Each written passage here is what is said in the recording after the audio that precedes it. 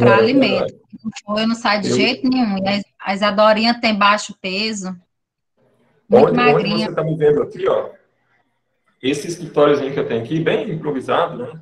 Eu quase não saio daqui. É estudando o tempo todo, é ministrando as aulas, então eu não tenho tempo assim para poder sair. Então é difícil, né? Se É, porventura eu vier a pegar, é uma fatalidade, assim, né? Porque é difícil estar saindo, né? Estou aqui trancado o tempo todo, só ocupado com esses vídeos, né? Dando aula, estudando. E aí, de fato, é assim que eu vou passando, né? hoje a Emily teve Lucilene. dificuldade, né, para entrar. Uhum. Pois bem, amigos, como já são agora 7 horas e 10 minutos, né? A gente então vai tomar início a nossa aula, já temos 45 alunos, né? Mas essa aula, geralmente, pelo menos nas 2 últimas semanas, eu tive a oportunidade de ter 62 alunos nessa turma, né? Então, eu acredito que deve chegar lá com toda certeza, né? O pessoal vai chegando aqui, eu vou autorizando as entradas, tudo. Então, vamos começar e aquele que não entrou ainda vai tomar o bonde andando, né? Mas sem qualquer prejuízo. Eu acredito que vocês devem ter visto, são muitos alunos, eu gostaria de saber se vocês viram a apostila que eu forneci lá na sala do Google Classroom. Porque sempre. Isso, muito bem, muito bem. Uhum. Porque sempre que for possível, eu antes mesmo da aula, eu vou colocar essa apostila lá para que vocês possam acompanhar a apostila diante da aula, tá? Porque fica mais fácil, você vai colocando a imagem na cabeça do que a gente está falando, e aí fica muito mais tranquilo dessa forma, tá? Então, atenção, nós vamos dar uma continuidade, né, do que a gente falou nas últimas aulas, e aí, a apostila anterior, eu ainda não terminei, né, o assunto dela, porque ficou faltando um único tópico, porque não dava para retomar esse tópico, porque faltava pouco tempo da nossa aula. Né? E como vocês terão aula do professor Bernardino, eu não quero, então, tomar o tempo de vocês da outra aula, né? Porque muito mais do que a minha, a outra vai ser excepcional, tá bom? Pessoal, nesta configuração, então, vamos análise daquelas situações de assistência, né? E aí uma dica muito interessante que eu forneci a vocês, para vocês não esquecerem, né, o que são as assistências previstas na LEP, né, na Lei de Execução Penal. Lembre sempre daquela expressãozinha, né, pela qual as iniciais vai significar cada assistência prevista aqui, tá? Messi Júnior, tá? Isso aí, de fato, faz com que você não esqueça mais. Você deve ter se perguntado, professor, foi você que inventou isso? Não, não fui eu que inventei, tá? Vi isso em algum lugar, tomei isso para efeitos de estudo e, de fato, vem me acompanhando aí, facilitando a vida também, tá? Isso facilita muito na hora de estudar e na hora de memorizar, porque o que mais você precisa é memorizar conteúdo, né? Para efeito de prova, quanto mais conhecimento você tiver, isso, obviamente, é melhor, né? Então, amigos, falando agora especificamente desse Messi Júnior, tá? É o que a gente vai estudar agora, vamos estudar cada um dessas assistências. A gente começa com a letra M, né, que é exatamente a assistência material, tá? O preso, mas não somente, basicamente, o preso que ele foi condenado, mas como vocês viram no início das nossas aulas a respeito dessa lei, vocês observaram que outras pessoas também seriam alvo, né, das disposições dessa lei, né? O preso, aquele que está internado em virtude de uma medida de segurança, o preso provisório, o preso condenado, são estas as pessoas que são alvo desta lei. Então, da mesma forma, estes mesmos elementos terão estas assistências, tá? Como eu te disse, a lei de execução penal, ou o ato da execução penal como um todo, tem como objetivo maior a ressocialização, tá? E nada mais justo, nada mais certo de se provar que é este mesmo interesse da lei de execução penal, são estas assistências que são colocadas pela própria lei. Isso é o que representa ainda mais, assim, com muito mais força, né, a intenção do procedimento de execução da pena, que é exatamente a ressocialização, tá? Então, diante disso, a gente passa a analisar essa assistência material. Então, observe que quando se fala assistência material, é algo palpável mesmo, tá? Algo palpável. Então, é necessário que o sistema penitenciário acabe fornecendo ao preso esta assistência. No sentido de dizer, olha, ele precisa de cuidar da sua própria higiene, tá? ele precisa de alguns mantimentos para realmente ter condições de sobreviver, né, dignamente, né, dentro do sistema carcerário. Então, note que o princípio da dignidade da pessoa humana está representado aqui com toda certeza. Tá? Então, nessa ótica, é necessário dar uma estrutura humana o suficiente para comportar estes presos. Tá? Ainda que muita gente talvez não concorde, né? Muita gente até pense o seguinte: olha, determinados presos vivem até muito melhor do que muita gente por aí, tá? Porque o preso não falta comida, o preso sempre tem um almoço, sempre tem um lanche, sempre tem um café da manhã, né? Sempre tem uma janta, e tudo no horário certinho, tá? E isso é engraçado, porque o preso ainda reclama. Ainda reclama às vezes que todos os dias no almoço só tá vindo frango. Que coisa! Ah, vem um churrasquinho de vez em quando, tal. E assim, o sistema penitenciário acaba oferecendo tudo isso, né? Até isso realmente é comportado para o preso. Olha, tem muita gente que não tem nenhum ovo para poder comer, tá? A pessoa que é muito miserável mesmo, realmente não sabe nem o que vai comer amanhã, tá? E o preso, ele tá dessa forma. Eu já vi muitas reportagens, né, nesses jornais assim de policial, né, jornal policial, um Datena, por exemplo. Eu gosto de assistir às vezes o Datena porque eu vejo muita coisa. E aí eu já vi reportagem do repórter entrevistando o preso, e aí o preso com a maior cara lavada falando o seguinte: olha, não, eu não estou preocupado com a prisão, não. Eu estou ansioso para amanhã, porque amanhã eu tenho certeza que vai vir um almoço legal, tudo. Então, para que ficar preocupado? Se aqui eu vou ficar tratado, né? Vou ficar bem tratado, vou sair daqui gordo, né? Então é isso que acontece, né? Olha só como esta assistência é fornecida aos presos. Então, observem que a lei de execução penal acaba prevendo isso expressamente, dizendo: olha, é necessário da assistência a alimentação faz parte da assistência material. A alimentação. Além disso, olha, vestuário, o preso tem que ter um mínimo de dignidade, tem que ter uma roupa legal para poder vestir e tal. Não pode realmente ficar em situações deploráveis, tá? Então, observem isso. Instalações de higiene, tá? O preso tem que ter um sabonetezinho, tem que ter um shampoozinho para poder manter a higiene, para ficar cheirosinho e tal. Olha, ainda que isso nem sempre aconteça, tá? Ainda que isso nem sempre aconteça, tá?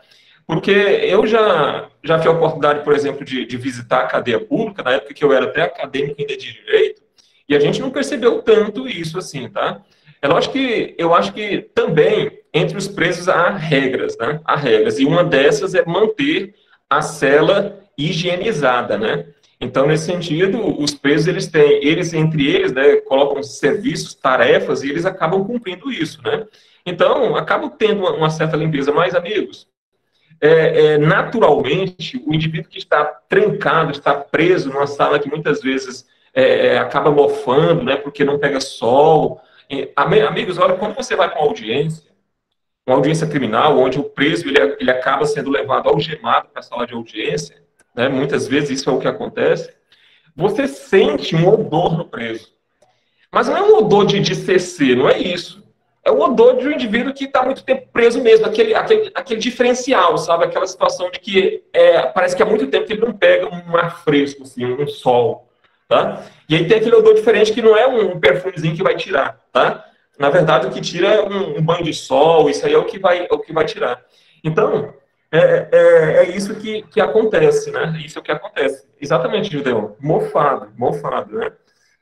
Algumas pessoas têm a oportunidade de oferecer alguns serviços assim para os presos, né, questão religiosa, e acaba tendo essa oportunidade de sentir isso, tá?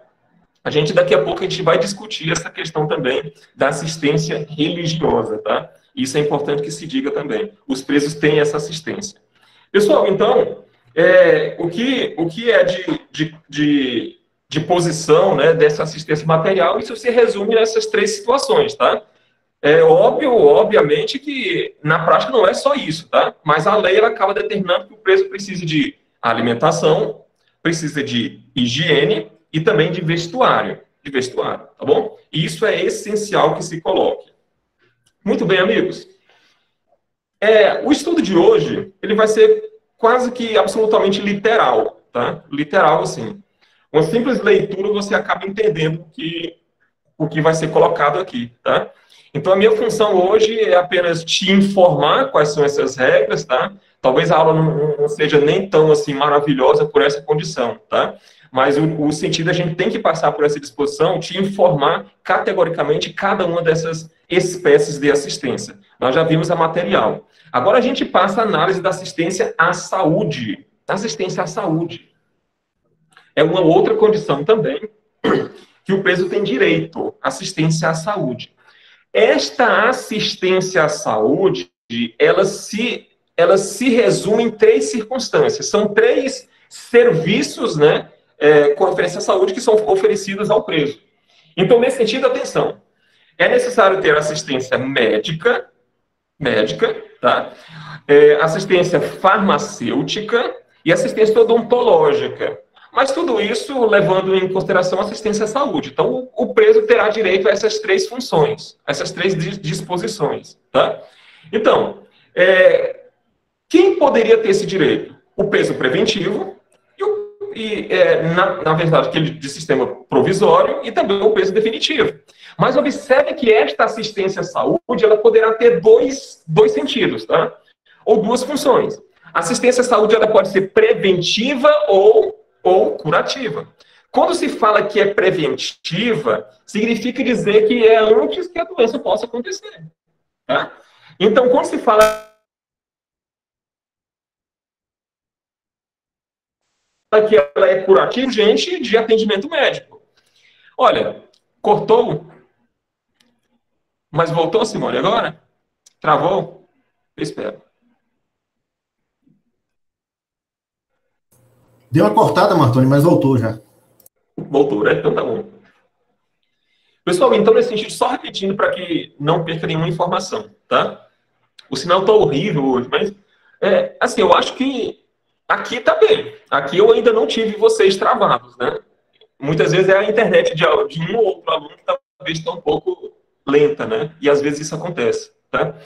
Pessoal, então voltando um pouquinho, eu quero que vocês entendam que essa assistência à saúde, ela se resume em 3 situações, tá? Assistência odontológica, farmacêutica e médica. São exatamente isso aqui que vai ser oferecido ao preso, tá? Mas só que esta assistência à saúde, ela pode ser preventiva ou curativa. Quando eu falo que a assistência ela é preventiva, significa dizer que é para prevenir a doença, tá? Então, é um check-up que é realizado ali, então, é isso que é feito de forma preventiva. Mas a assistência também pode ser curativa, e na maioria das vezes é esse tipo de assistência que é fornecida ao preso. Nesta condição, é curativo porque o preso já está doente. Já está doente nessa situação. Portanto, é necessário levar ao médico, por exemplo, tá? Mas atenção, e eu te pergunto o seguinte, para que o preso possa ir até o médico, por exemplo, é necessário autorização judicial? Será que é? Não, tá aí de dizer que não. Gildeon, do juiz. Isso, quando se fala em judicial, não, né? Pessoal, olha só.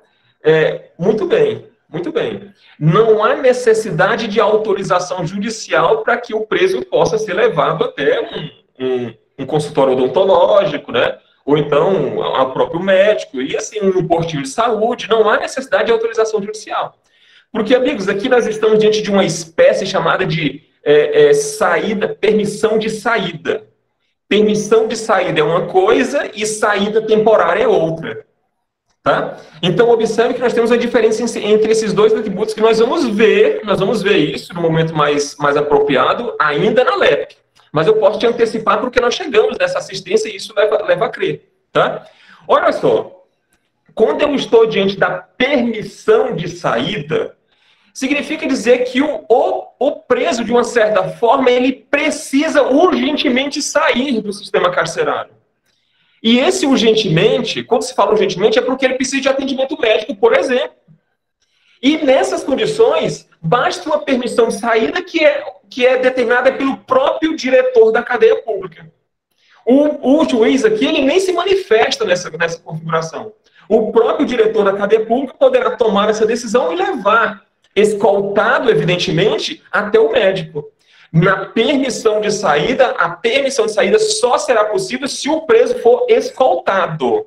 E aí, quem aqui, porventura, nunca viu... Eu já vi isso, num postinho de saúde, a gente está ali esperando atendimento médico, e de repente chega um preso algemado nas mãos e algemado nas pernas, nos pés, não é? Isso eu já presenciei. Olha, está apenas exercendo um direito de execução, um direito que é previsto na LEP, né? A assistência à saúde está sendo oferecida a ele.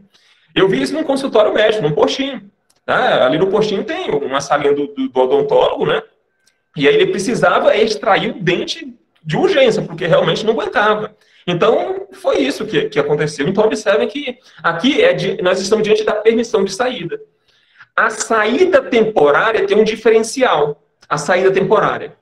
A saída temporária não pode ser autorizada pelo agente penitenciário, pelo diretor da cadeia. A saída temporária só será possível com autorização do juiz das execuções penais. Pessoal, e quando isso acontece? Muitas vezes, e a regra é exatamente esta, muitas vezes são em datas específicas, datas especiais, como, por exemplo, Dia das Mães, Dia dos Pais, não é? Natal, Dia das Crianças. Então, são estas datas comemorativas que acabam... Isso, funeral, por exemplo. Pessoal, olha só, nessas datas comemorativas é que se pode, então, ter a saída temporária. E quando se fala em saída temporária, é porque o preso, de uma certa forma, ele já cumpre com alguns elementos, com alguns requisitos. Ele tem bom comportamento, por exemplo, na cadeia. Isso acaba dando ele o direito de uma possível saída temporária. O juiz vai e autoriza, e atenção, a saída temporária é sem escolta. Sem escolta. Porque aqui vamos dar uma confiança ao preso. Vamos dar um voto de confiança ao preso. Ele vai para gozar da saída temporária. Às vezes o indivíduo não volta. Infelizmente, às vezes ele não volta. Aí ele realmente perde a confiança nesse sentido e vai ser preso, e aí dificilmente ele vai ganhar novamente essa saída temporária, tá? Mas é isso, é sem escolta. No outro momento, a gente vai ter a oportunidade de visualizar isso com muito mais detalhe, tá?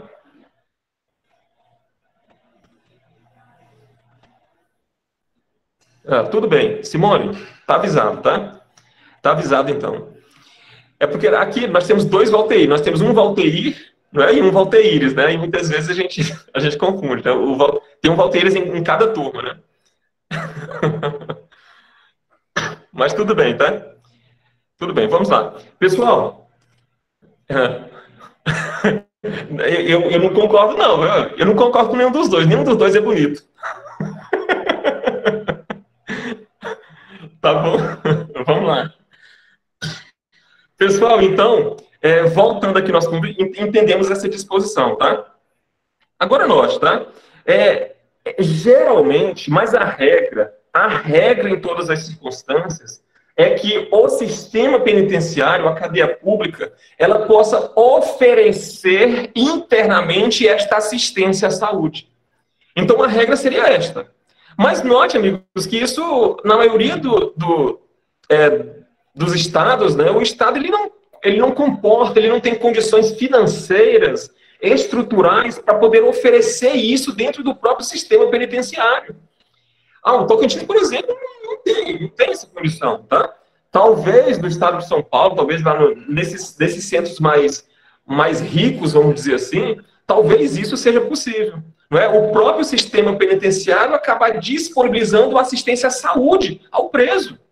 Olha, isso em algumas cadeias públicas no Brasil talvez tenha. Se você sabe, por favor, informe, porque eu desconheço, tá? Mas nesse sentido, olha só, nem sempre tem, mas a regra na LEP é que deveria ser. A assistência à saúde deveria ser realizada dentro da própria cadeia. Deveria ter esta função. Mas como isso não é possível, a própria LEP tem a sua válvula de escape. A própria LEP coloca a sua exceção. Na situação em que não for possível realizar assistência à saúde dentro do próprio sistema penitenciário, pode-se, então, realizar esta assistência fora do sistema. E aí é o que a gente vê na maioria das situações. O preso saindo da cadeia para poder ir até o hospital. Geralmente é isso que acontece. Mas isso é a exceção, porque a regra deveria ser oferecer essa assistência dentro da própria cadeia pública. Geralmente não tem isso, tá bom? Laura, você quer falar alguma coisa, Laura? Não, né? Laura, é porque o teu microfone está ligado. Aí, às vezes, dá interferência. Tá? Muito bem. Professor. Oi, Laura. Oi. É o João Vitor. Um caso que eu não concordo, que o senhor citou em saída do Dia dos Pais, Dia das Mães, é igual o caso da Suzana von Richthofen, que eu acho que é um caso que todo mundo conhece, que quando chegou, ela matou o pai e a mãe, quando chegou no Dia das Mães, ela foi liberada. Exato. Eu também... É incoerente, não é? É incoerente demais isso, né? Ela ter o direito de sair, que é um indultozinho, né? Um indulto até, tem o direito de sair para poder comemorar o Dia dos Pais. Cara, a conduta dela foi exatamente essa, ter matado os próprios pais. Incrível isso, né? Mas a LEP, ela não faz essa diferenciação. Né? Ela não faz essa diferenciação entre os presos nesse sentido. Tá? Então, se porventura é fornecido o direito, né, de saída para visitar os pais a um determinado preso, para o outro também tem que oferecer, se o outro cumprir com os elementos, com os requisitos. Tá? Não há esse elemento, João Vitor, na LEP, em dizer, olha, se porventura a conduta foi ter matado os próprios pais, aqui não vai se ter a autorização de saída nesse sentido. Tá? Se preencher os requisitos. Muito bem, Glebson. Tá? Judão, que isso? Cara, vamos lá, amigos. Então, nós entendemos a assistência à saúde também é bem simples de compreender, tá? Porque são poucos parágrafos, né, que acabam representando esse capítulozinho da LEP, tá? A gente passa agora a análise da assistência jurídica. E aqui é bem interessante, tá? Assistência jurídica. Olha, quando se passa a estudar a assistência jurídica, isso fornecido evidentemente pelo Estado, significa dizer que nós estamos diante de um preso que não tem condições de contratar um advogado. Tá? E aí o Estado se vê na obrigação de fornecer a ele esta assistência jurídica. Tá? Então, observem que a maioria dos casos, o preso não tem condições de contratar advogado. Amigos, mesmo tendo essa condição de assistência jurídica pelo Estado, ainda a gente visualiza situações em que o preso ele é simplesmente esquecido na cadeia. Esquecido, simplesmente esquecido. Está lá cumprindo a pena, já chegou até o ponto de cumprir dia por dia, ano por ano, toda a sua pena. E o indivíduo continua preso. Continua preso. Alguns são simplesmente esquecidos. Ora, isso geralmente acontece nos grandes centros. São Paulo, por exemplo, eu já vi vários exemplos, né, de presos que foram simplesmente esquecidos na cadeia. Tá? Ficam lá, vão ficando e não tem uma certa organização nesse sentido. Tá? Pessoal, a LEP veio para poder coibir isso, para poder realmente dar o direito para todos, e não somente para os que têm condições de contratar uma defesa, contratar um advogado. Tá? Então, nesse sentido, tem aqui essa assistência jurídica. Então, observe, para quem que vai se oferecer assistência jurídica? Para os presos. Para os presos e também para os internados. Tá? Aqueles que estão respondendo uma situação de internação, né, que é medida de segurança, também terá essa assistência jurídica e, evidentemente, totalmente gratuita. Tá? Então, essa seria a finalidade. Mas vamos ver, então, quais são as situações, quais são os direitos, né, as obrigações dentro dessa assistência jurídica que nós estamos vivenciando agora, tá bom? Vamos lá, pessoal. As unidades, né, federativas, né, eu estou falando aí de União, Estados, né, Distrito Federal, elas são obrigadas, né, a oferecer esta assistência jurídica integral e gratuita ao preso que não tem condição de contratar advogado. Tá? Integral e gratuita, tá bem? Quando se fala integral, significa dizer que é em todas as instâncias, tá? Por isso que vai ser integral, para todas as condições, tá bom? Desde que envolva a situação de encarceramento, tá? E aí, em todas as instâncias, a Defensoria Pública, que vai ser o ponto focal aqui, é que vai ter essa responsabilidade, tá? Então, o Estado, a unidade federativa tem essa obrigação de oferecer essa assistência judiciária, essa assistência jurídica, né, integral e gratuita. Quando fala em gratuita, a expressão, ela já te representa, a semântica, tudo, então é gratuito no sentido literal da expressão, tá? Gratuita mesmo, sem cobrar por nada, com referência a isso, tá bem? Olha só. Só que a unidade federativa também, além de oferecer ao preso essa gratuidade, essa integralidade, né, na assistência jurídica, a unidade também é obrigada a dar suporte à Defensoria Pública. Porque é a Defensoria Pública que é citada, né, na maioria das situações aqui na LEP. Então é necessário dar estrutura para a Defensoria Pública. E eu te digo, meus amigos, atenção, se você porventura, pretende fazer concurso público, cara, a Defensoria Pública hoje, ela é uma das instituições assim, mais bem estruturadas assim, no Brasil, tá? E travou, só que, tá travado, pessoal? De novo? Não. Muito bem. Olha, para você ter uma ideia, a Defensoria Pública no estado do Tocantins, porque você sabe, né, tem a Defensoria Pública da União, né, que aí é a nível federal, né, e tem a Defensoria Pública estadual. Né? Aqui o estado do Tocantins, a Defensoria Pública, o estado do Tocantins é o estado que talvez mais bem paga o defensor público. Tá? É o que mais bem paga, o estado do Tocantins, por incrível que pareça. A Defensoria Pública do estado do Tocantins é uma das mais bem estruturadas, vamos dizer dessa forma. Tá? Pessoal, para você ter uma ideia, eu vou falar baixinho para você ouvir. Hoje, um defensor público no Tocantins, o estado do Tocantins paga, vou falar baixinho, 30 mil reais para um defensor público. 30 mil! Cara, eu estou falando, você deve falar, professor, isso é por ano, né? Não, é por mês.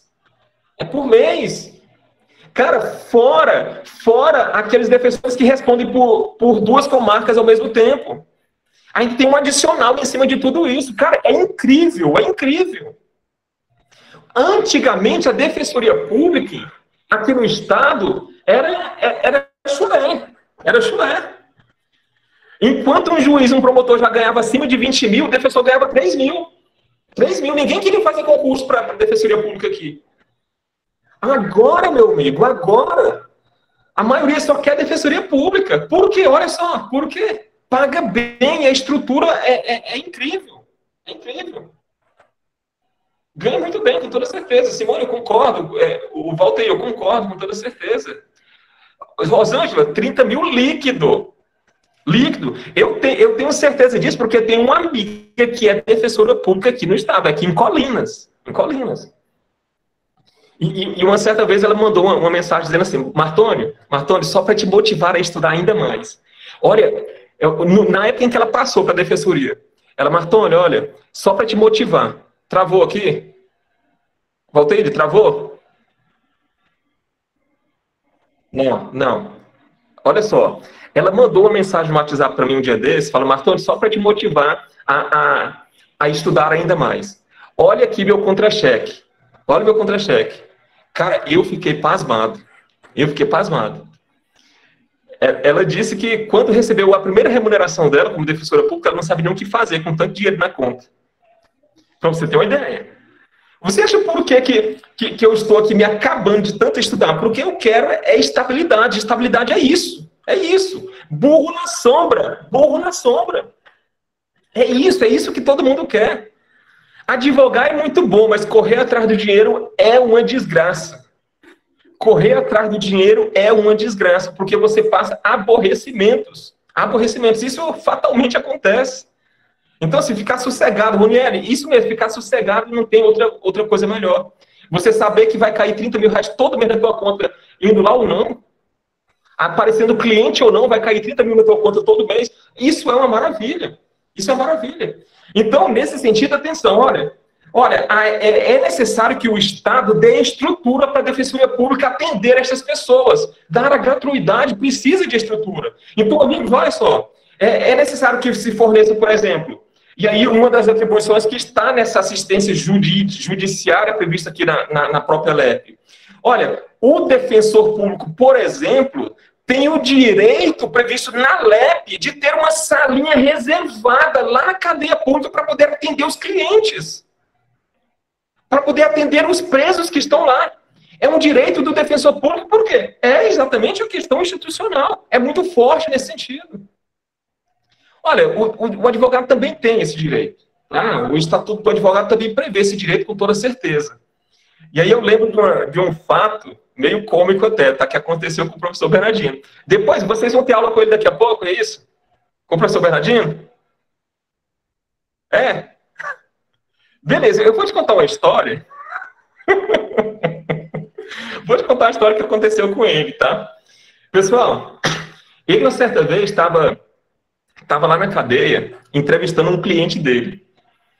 E aí, de repente, ele estava na salinha lá, de repente, um outro preso entra, assim, de forma violenta na sala onde ele estava com aquele preso, com o cliente dele, e começa a esfaquear o cliente dele. Deu 2 facadas, salvo engano, no cliente dele. O Bernardino ficou, socorro! Mas assim, desesperado, porque o cliente dele estava sendo esfaqueado naquele momento na sala. Às vezes eu pego no pé dele por causa disso. Mas observe, é uma estrutura que se fornece. Geralmente as cadeias públicas oferecem essa sala e o que o advogado tem o direito de uma entrevista reservada. Você deve se perguntar, professor, mas precisa de uma escolta? Será que vai ficar um policial ali observando o advogado com o cliente dele conversando? Não, é reservado. É reservado. Vai ter uma câmera, professor, observando? Não, também não. É reservado. O defensor público tem esse direito. O advogado particular também vai ter. O constituído também vai ter, com toda certeza. Mas observem que são estas as condições.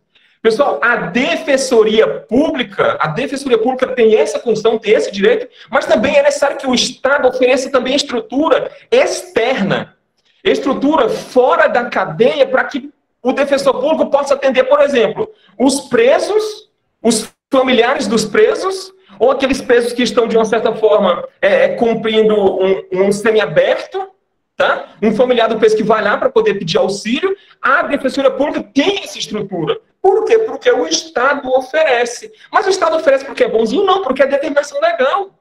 A LEP diz que deve ser assim. Tá? Então, hoje, meu amigo, o serviço do defensor público não fica atrás de um serviço de um defensor constituído de forma alguma. Os defensores públicos aqui do Estado são ótimos. São ótimos, tá? São ótimos nesse sentido. Porque tem estrutura e tem motivação. E tem motivação para poder trabalhar. Isso é o que é o mais importante, tá? Além do prazer, evidentemente, tá bom? Muito bem, amigos. Eu informo a vocês que o concurso para defensor público aqui no Estado do Tocantins está prestes a sair, tá? Se sair, você já tiver formado, eu tenho uma boa notícia para você. Não precisa de atividade jurídica para fazer o concurso de defensor público aqui no Estado do Tocantins. Só para você ter uma ideia. Formou, faz logo o concurso, passa, e já de imediato vai ser defensor público. Não vai sofrer igual o professor Martão já tem um tempo sofrendo aqui estudando. Vamos lá, pessoal. Vamos lá. Então, nós entendemos bem esta questão da assistência, né, jurídica que é fornecida aos presos, tá bom? Então, nesse sentido, nós compreendemos tudo a respeito da assistência material e tudo a respeito da assistência à saúde e agora da assistência jurídica, tá?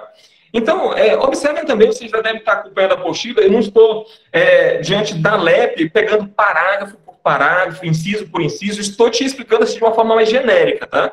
Evidentemente, nós temos cada um dessas assistências, parágrafos assim, especificando ainda mais esta assistência, cada uma delas, tá bom? A gente passa agora para os tópicos da nossa segunda apostila, tá? E se você imprimiu, você deve ter percebido isso, tá?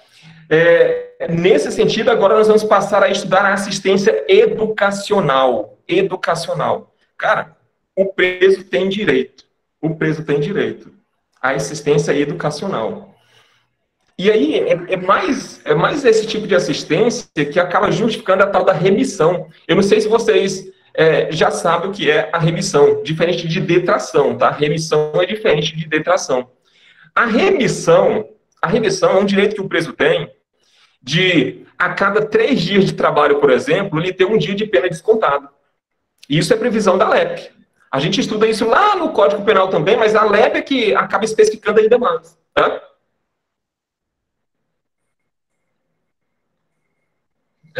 Então, olha só. Nesse sentido, pessoal, eu não vou conseguir responder todas as perguntas, tá? Porque está indo muito rápido, tá? Aí sobe aqui, muitas vezes passa batida, eu não consigo visualizar enquanto eu estou explicando, tá? Mas olha só, a remissão, a regra é que a cada 3 dias de trabalho que o preso terá direito a trabalhar, isso será tópico da nossa próxima aula, o trabalho do preso, tá? A cada 3 dias de trabalho, ele terá direito a um dia de remissão, um dia de perdão, vamos dizer assim, um dia de desconto da pena dele. Isso funciona para o indivíduo que está trabalhando, tá? Mas para estudo também tem a remissão, no mesmo sentido, mas só que a cada 12 horas de estudo, o preso terá um dia de desconto da sua pena. Essas 12 horas vão ser divididas, né? Vão ser divididas em quatro períodos, tá? Então é necessário que se cumpra essas condições, tá? Então, observem que nós temos essa disposição do estudo. E aí o que representa bem essa condição do estudo é, de fato, a assistência educacional, que vai ser disponibilizada ao preso com toda certeza. O preso terá, olha, se o preso, porventura, precisa estudar e ainda é primeiro grau, tá lá, primeiro grau, ainda vai ser mais importante, porque é obrigação, mas é uma situação obrigatória pelo sistema penitenciário. É obrigatório se oferecer a assistência educacional e ainda mais quando se fala no ensino de primeiro grau, tá? Aí tem essa obrigação.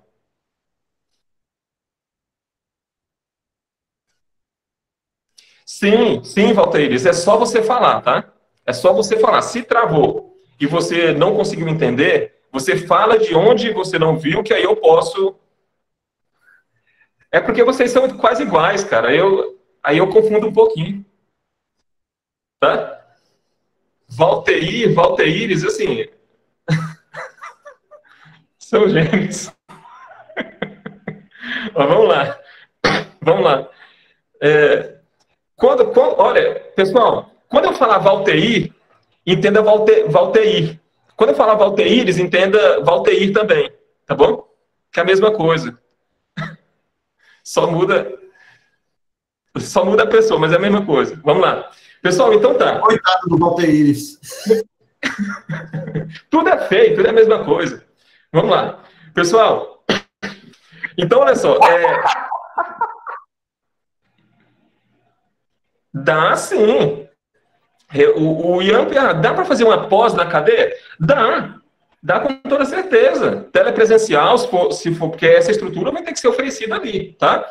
Então, a pós pode até justificar a remissão, tá?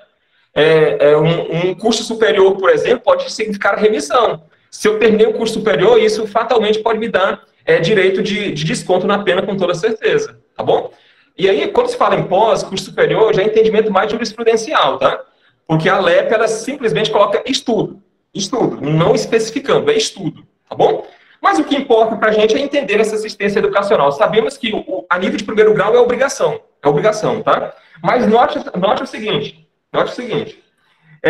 quando está no nível de primeiro grau, é realmente obrigatório. Mas olha só, o ensino médio regular e supletivo, o Estado poderá implantar. Né? O Estado poderá implantar essa situação. Mas note também, de acordo com a redação que está nesse artigo 18A, e aí é o que você está acompanhando, que além dessa condição de educação, a educação, o sistema educacional significa dizer propriamente tanto a condição de estudo, como também a situação de um curso profissionalizante. Se eu estou estudando para me profissionalizar, isso também vale para efeitos do que é esta assistência educacional, tá? Então, são essas duas vertentes dentro dessa assistência. Tanto na condição de estudo, simplesmente para poder estudar, primeiro grau, segundo grau, isso, ou então se o indivíduo está estudando para poder se profissionalizar, tá? Isso, um curso técnico, por exemplo, é uma profissão que o indivíduo realmente almeja, tá? Isso também vale, e aí o Estado pode implantar essa situação também no próprio sistema penitenciário, tá? Olha, é difícil isso acontecer, tá? geralmente, pela falta de estrutura, talvez se torne uma letra morta, assim, né? Para a maioria das situações, dos estados aí, tá? Matheus, a aula não está sendo gravada, pelo menos por mim, tá? Se tiver algum aluno gravando, é só se for colega de vocês, mas eu não tenho condições de gravar a aula, tá? Infelizmente. Pessoal, então observem. Algumas situações, não sei quem falou, foi o Ian, falou da Suzane Richthofen, né? Eu lembro de uma certa vez que passou até no jornal uma entrevista dela pagando a pena dela, tudo certinho, tá lá no sistema, né, na execução da pena, e ela estava numa ala assim da prisão. Eu acho que a estrutura é muito boa ali, tá, no sistema carcerário pela qual ela se encontrava. A ala das mulheres que tinham como trabalhar, oficinas, e ali ela estava aprendendo a profissão. Mas por que ela estava lá? Olha, o interesse é único, tá? É remissão. O interesse, de fato, é este. Às vezes, em alguns pontos, né, do Brasil, o sistema carcerário acaba oferecendo isso também. Tem estrutura suficiente para poder oferecer. Algumas cadeias acabam algumas penitenciárias acabam prevendo isso, tá? Mas a maioria delas não. Tá? Mas observem que pode se implantar aqui nos presídios, né, essa condição do supletivo, de cursos profissionalizantes. Isso é exatamente a redação desse artigo, tá? Muito bem. O ensino profissional será ministrado em nível de iniciação ou simplesmente de aperfeiçoamento? O que eu quero dizer é o seguinte: se porventura o indivíduo está diante de um sistema técnico, né, profissionalizante, o sistema penitenciário poderá oferecer desde o início, né, estamos iniciando esse estudo, ou então somente para poder se aperfeiçoar. Talvez aquele preso já tenha o conhecimento daquela profissão e, na verdade, ele só quer manter, só quer se aperfeiçoar ainda mais diante dessa técnica. Então, o sistema penitenciário poderá oferecer essas duas condições, de iniciantes e também de alguns que já estão há um tempo já mexendo com essa profissão, e aí é só para efeito de aperfeiçoamento, tá bom? Então, é isso. Atenção! No que tange às mulheres, vocês viram lá comigo, lá no início, que esse princípio da igualdade, ele não é tão absoluto assim no sistema penitenciário, tá? Porque ele não aborda, ele não abarca o sexo, por exemplo, tá? Por exemplo, a questão religiosa, a questão racial, né? Tudo isso é abarcado pelo princípio da igualdade. Então, deve-se tratar os presos pelo princípio da isonomia, tudo certo, né? Da mesma forma que se trata um, tem que tratar o outro, tá? Mas quando se fala da questão sexo, esse princípio da igualdade, ele foge um pouquinho nesse sentido, tá? Porque, observe, o homem e a mulher, quando estão presos, têm que ficar separados um do outro, tá? Tem que ficar em celas separadas. Por isso que nós temos a penitenciária feminina, por exemplo, tá? Onde só vai ficar as mulheres. E os homens vão ficar em penitenciárias. Idade também, viu, Aglepson? Muito bem, idade não temos aqui esta determinação como princípio da igualdade, tá? Em regra, pelo Estatuto do Idoso, tá? Os idosos, né, aqueles acima de 60 anos, né, deveriam ficar separados dos demais presos. Da mesma forma são as crianças e os adolescentes, né? Basicamente os adolescentes. Porque a criança ela jamais poderá receber medida de educação, aliás, internação, tá? A criança jamais poderá receber medida socioeducativa e o exemplo mais grave seria a internação. Mas o adolescente pode. O adolescente ele não pode ficar junto com os outros presos, por disposição expressa do próprio ECA, do Estatuto da Criança ou Adolescente. E aí é o que acaba te fornecendo essa possível diferenciação entre algumas pessoas, tá? Nesse sentido, então, entenda. O ensino superior só para prisão preventiva? Não, eu te disse o seguinte, olha, o preso, mesmo condenado, terá direito a ensino superior. A ensino superior, com toda certeza, tá? O condenado também terá esse direito. E aí, muitas vezes, ele pode ser autorizado a ir, né? Aí para a faculdade, ou então pode ser telepresencial, pode ser via online, do jeito que ele está fazendo aqui, mas o ensino superior também é determinado para todos os presos, com toda certeza. Professor? Oi. Não, o senhor não entendeu aí, não. É outra coisa que a gente está falando, a questão do isolamento, da carceragem. O senhor falou aí do sexo, né, masculino e feminino, tem que separar e tal. E quem tem ensino superior também? Ah, tá. Uma coisa muito importante, olha só, atenção. Essa questão dessa questão de privilégio, né, vamos dizer assim, a cela de Estado, né, que é uma cela diferente para quem tem ensino superior. Note, meus amigos, isso vale, por exemplo, o advogado também tem esse direito, né, de cela especial, né, popularmente se fala cela especial, tá? O advogado, quem tem um curso superior de uma certa forma, tem o direito. Mas atenção, que esse direito é só disponibilizado para o preso provisório. Essa cela especial é só para o preso provisório. Enquanto estiver em andamento o processo, estou sendo processado, eu tenho direito a uma cela especial. Amigos, mas a partir do momento que o indivíduo é condenado, ele vai ser tratado como qualquer outro preso, tá? Então, é esta a função, tá? Então, observe que essa questão da cela especial só vale para o preso provisório. Para o preso condenado, não tem essa condição, o princípio da igualdade. Muito bem, Rodrigo. Valeu. Então, amigos, essa questão da mulher, né, entendemos, tá? Aí, essa questão de profissionalização, né, algum tipo de aula que realmente represente essa profissionalização para a mulher, é necessário você entender que para a mulher especificamente é necessário fornecer um atributo, um sistema de profissionalização que seja adequado à condição dela, tá? A condição dela, tá bem? Não, a Glebson. E o Lula? Poxa, não é de discutir questão política, tá? Mas é porque o Lula ele não foi condenado com sentença transitada em julgado, tá? Não há uma definição nesse sentido. Se ele ainda não teve uma sentença transitada em julgado, ele é um preso provisório ainda que se possa executar provisoriamente a pena, mas, tá?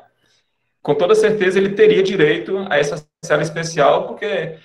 Aliás, nem tem essa previsão de ex-presidente, né? Mas não sei o que o Sérgio Moro fez, que acabou dando essa sala especial para ele, naquele momento, talvez pela repercussão, tá? Talvez pela repercussão, a pessoa que ele talvez é nesse sentido, tá? Vamos lá, pessoal. Então, entendeu? Para a questão da mulher, tá? Se for oferecer essa questão de profissionalização, tem que ser algo que seja adequado à condição dela, tá? Não pode ser algo muito pesado, por exemplo, tá? Que aí, de fato, não seria proporcional. Tá bom? Muito bem, vamos lá.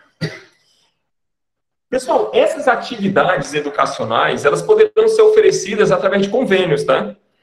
Com algumas escolas públicas ou mesmo particulares, tá? O sistema penitenciário poderá oferecer isso através de convênios. Então, uma escola estadual pode oferecer o seu serviço nesse sentido, uma escola municipal também, tá? Uma escola particular também, que de uma certa forma queira utilizar aquele princípio da inclusão, né? Inclusão, e geralmente isso é bem importante que aconteça, tá? Basicamente, a LEP, principalmente o pacote anticrime, tá? Ele acabou adicionando e alterando outros dispositivos, assim, espaços, né? Espaços. Que obrigam, por exemplo... determinadas empresas a oferecer, né, ou ter a possibilidade de oferecer empregos para egressos, né, do sistema penitenciário. A ALEP acabou alterando alguns dispositivos nesse sentido, tá? Em prol de algum direito, tal, nesse sentido, tá? Então, observe que o pacote anticrime fez muita coisa no direito penal e uma delas foi a alteração da ALEP em vários momentos e você vai perceber sempre isso, tá? Vamos lá, pessoal, e agora algo bem interessante também. E que, de uma certa forma, é difícil de se aplicar, tá? De se aplicar. A LEP, ela prevê que cada cadeia pública deverá ter uma biblioteca. Uma biblioteca. Para o sistema ressocializar, não é? Então, nada mais justo e nada mais importante do que o livro, né? Então, para poder fazer com que esses presos acabem sendo ocupados com alguma coisa. Amigos, porque o preso que fica na sala, da cela, trancado, ainda que esteja com outros presos ali, ficam ociosos demais, né? E aí, meu amigo, o indivíduo que não tem nada para poder fazer, a mente acaba sendo considerada a oficina do diabo, né? O indivíduo, ele aprende tanta coisa na cadeia, mas mais o que não presta, assim, tá? Porque o indivíduo, ele entra assim, vamos dizer, um vara verde, né? Cometeu um crime de furto e sai, assim, um expert no crime de extorsão mediante sequestro, sai um expert no crime de roubo, tal, e etc. Ele acaba aprendendo outras profissões, né? Dentro do próprio sistema penitenciário. Então, para poder evitar esse tipo de coisa, seria interessante uma biblioteca, né? Dentro da cadeia, para que o preso pudesse realmente ficar ocupado. E aí é interessante esse sistema educacional dentro da própria cadeia. Mas nem todas as cadeias públicas terão essa condição, infelizmente. Tá? É um artigo que está previsto na LEP, mas nem todo o sistema, nem todos os estados terão estrutura para poder oferecer isso. Tá? Então, é isso que a gente tem. Pessoal, alguns presos que não têm, por exemplo, essa condição... Cara, para de falar do Lula, você não vai dar uma discussão aqui. Então, olha só, alguns presos, muitas vezes, acabam pedindo, né, de alguns familiares, de amigos, livros para poder estudar. Esse é um preso, assim, com boas intenções, né?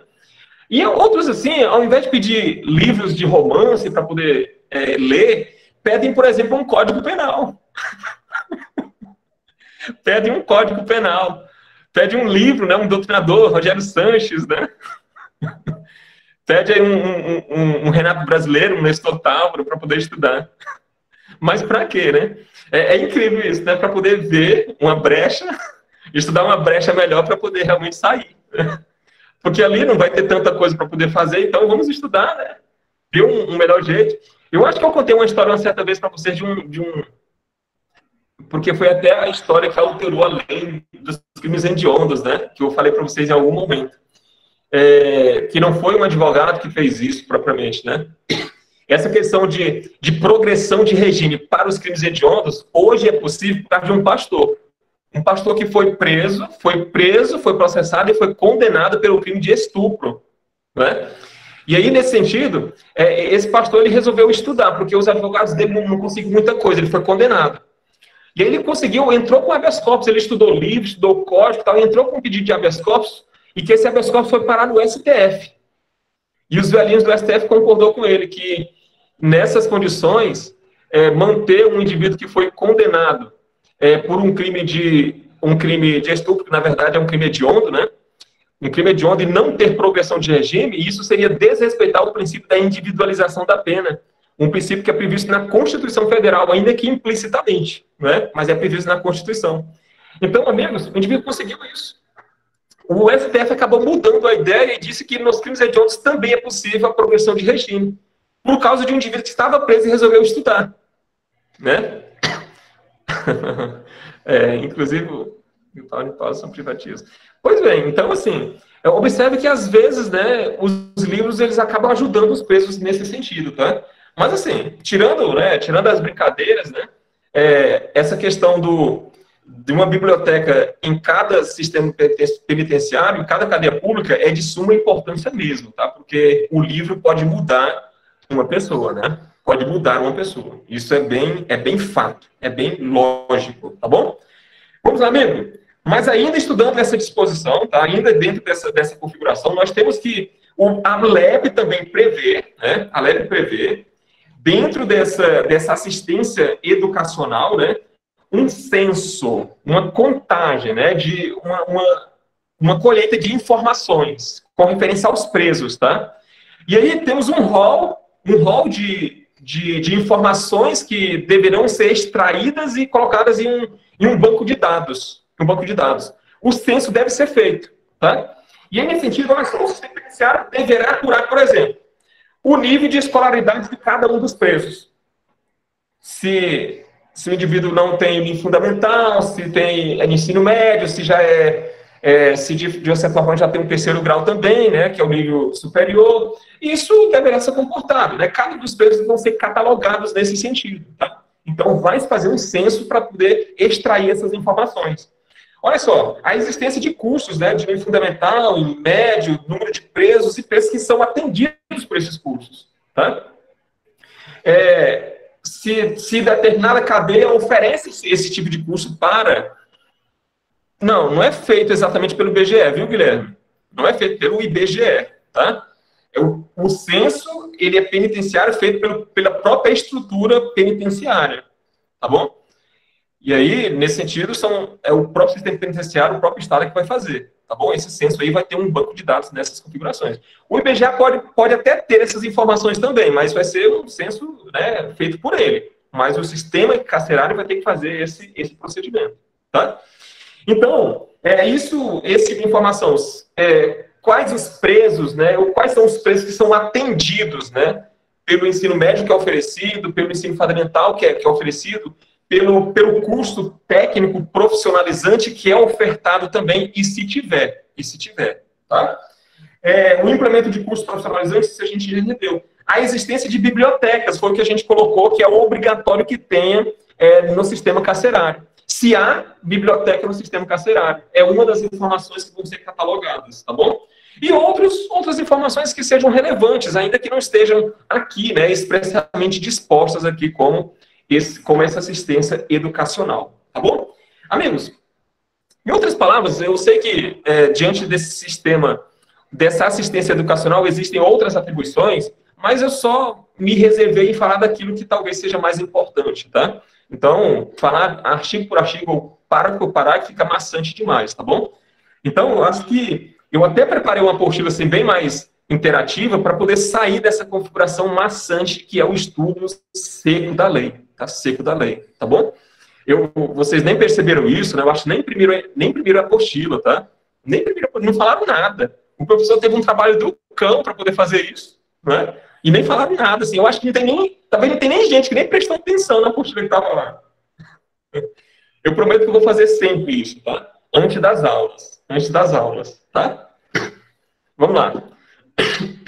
Não deu tempo, foi, Aline? Tá bom. Agora a gente chega... Sim, professor, eu estou com ela. Muito bem, Aline, muito bem. Ah, a Luciane vai imprimir. Você imprimiu, tá? Você imprimiu, tá ok. Excelente. Muito obrigado, Eusinete. Valeu. Mas vamos lá, pessoal. Assistência social. Assistência social, tá? Matheus, valeu. Assistência social.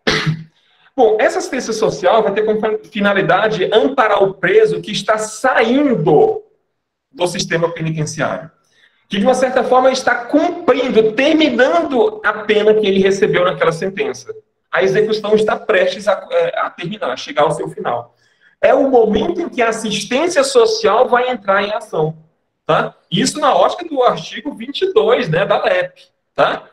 Então, observe isso, né?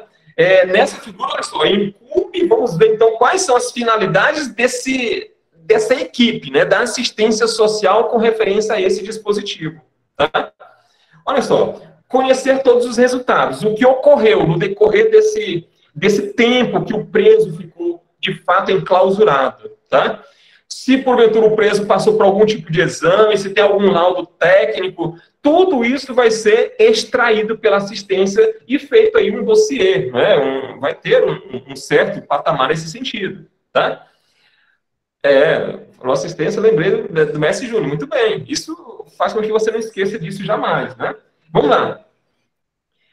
Relatar por escrito, né, ao diretor do estabelecimento os problemas e dificuldades enfrentadas pelo assistido, tá? Então, se porventura, nessa análise, né, desse histórico do preso, o assistente social perceber que o preso está passando por uma certa dificuldade, professor, mas que dificuldade poderia ser essa? Talvez saúde. Uma assistência que foi determinada. Talvez o indivíduo está precisando de atendimento médico. É o momento da assistência social dar esse auxílio também. Ficar junto com essa assistência. As assistências, elas andam no mesmo sentido, tá? Juntas, automaticamente.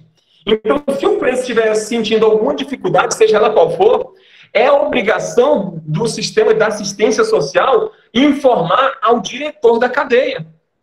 O diretor da cadeia, para que ele possa tomar as providências. Se porventura é condição da assistência à saúde, o diretor então vai providenciar que se forneça a saúde a esse indivíduo com toda certeza. Tá? Então, observem só isso. acompanhar o resultado, né, de permissões de saída e de saídas temporárias. Eu te expliquei a diferença entre permissão de saída e saída temporária.